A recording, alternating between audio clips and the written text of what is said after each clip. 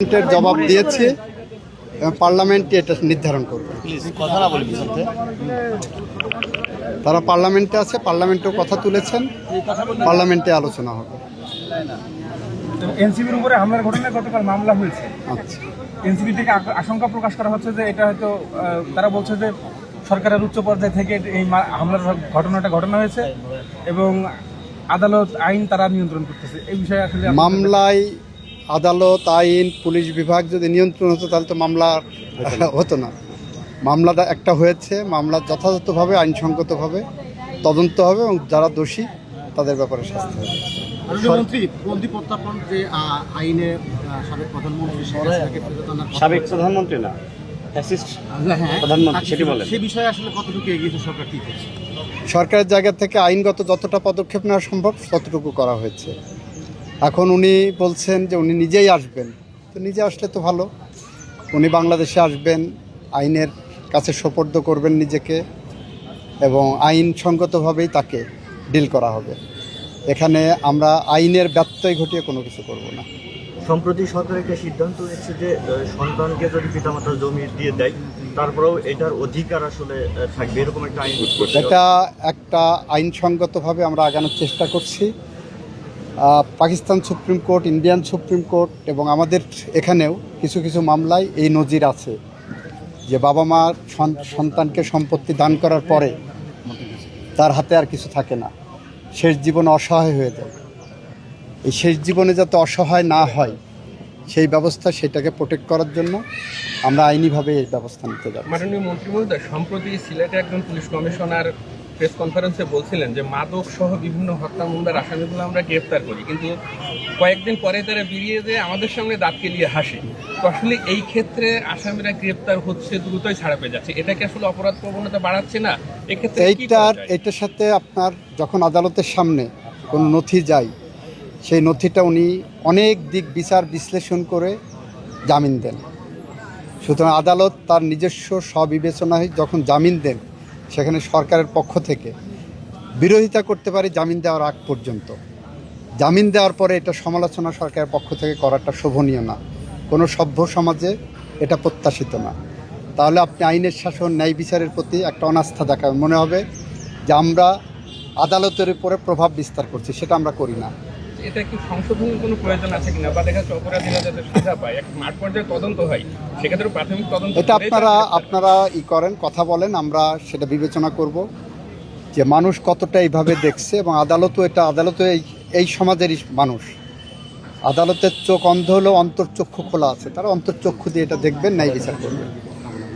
Last একটা প্রশ্ন, আইন সংস্কার যে কমিশন গঠন করা হয়েছে, এই আইন সংস্কারের কতটুকু তারা যে প্রস্তাবনাগুলো দিয়েছে তার মধ্যে আসলে আইন সংস্কার কমিশনের প্রস্তাবনার আলোকেই 133টা অর্ডিন্যান্স অন্তর্বর্তীকালীন সরকারের সময় জারি করা হয় এবং সেই অর্ডিন্যান্সগুলোর মধ্য থেকে প্রায় সবগুলোই আমরা কিন্তু সেই সংস্কারগুলো গ্রহণ করেছি। বাকি যেগুলো আছে আমরা সংবিধান সংশোধন কমিটি গঠন করেছি, বিশেষ কমিটি। সেই কমিটি জুলাই সনদের আলোকে আমরা সংস্কারগুলো এগিয়ে নেব। জুলাই সনদের আলোকে সংস্কার এগিয়ে নিয়ে যেটাগুলো সংশোধন করা দরকার আমরা সেগুলো সংশোধন করব। আমরা এইদিকে একটু কথা বলি যে মাননীয় মন্ত্রী, আপনাদের মাননীয় আইনমন্ত্রীর ঝিনাইদহ, আপনারা তাকে বিপুল ভোট দিয়ে নির্বাচিত করেছেন। তিনি আপনাদের প্রত্যাশা পূরণের জন্য কাজ করে যাচ্ছেন নিরলসভাবে।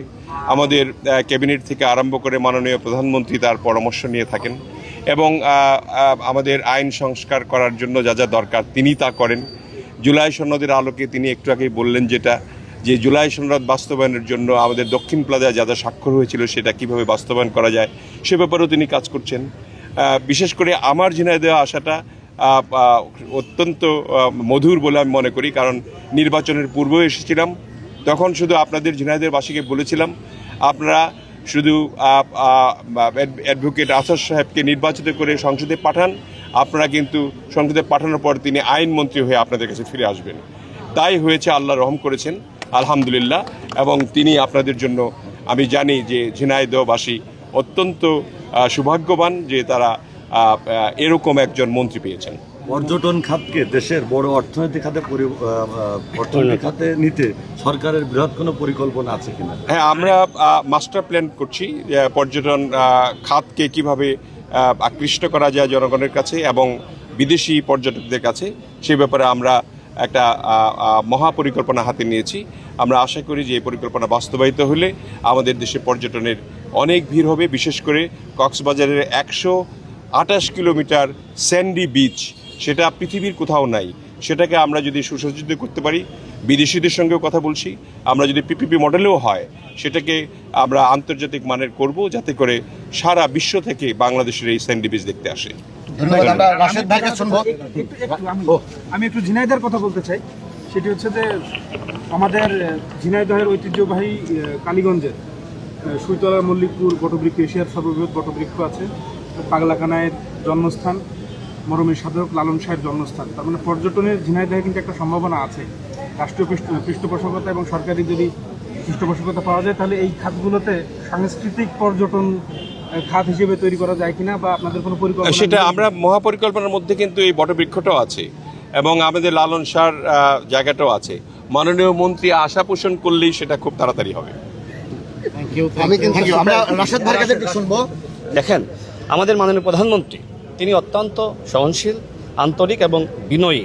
আমাদের অপোজিশনে এই মুহূর্তে যারা আছে, আমি মনে করি মাননীয় প্রধানমন্ত্রীর যে আচরণ, আন্তরিকতা, সেখান থেকে তাদের অনেক কিছু শেখার আছে।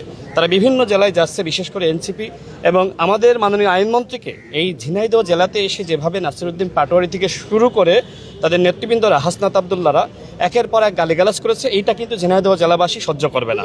আমি তাদেরকে স্পষ্ট বলতে চাই, আপনারা বিরোধী দলে আছেন, রাজনীতি করছেন, আমরা আপনাদেরকে সহযোগিতা করব, কিন্তু এই নাসিরউদ্দিন পাটোয়ারির মতন যারা রয়েছে তাদেরকে নিয়ে বিভিন্ন জেলায় যাবেন আর আপনারা মনে করবেন যে সেখানকার যারা ভোটার বা জনগণ সংক্ষুব্ধ হবে না, সেটি কিন্তু হতে পারে না। আমি এনসিপিকে পরামর্শ দিব যে আপনারা যেখানেই যাবেন অন্তত নাসিরউদ্দিন পাটোয়ারিকে বাদ রেখে আপনারা যান। বিএনপির পক্ষ থেকে আমরা প্রত্যেকটা জায়গায় আপনাদেরকে সহযোগিতা করব। সকলকে ধন্যবাদ। Thank you.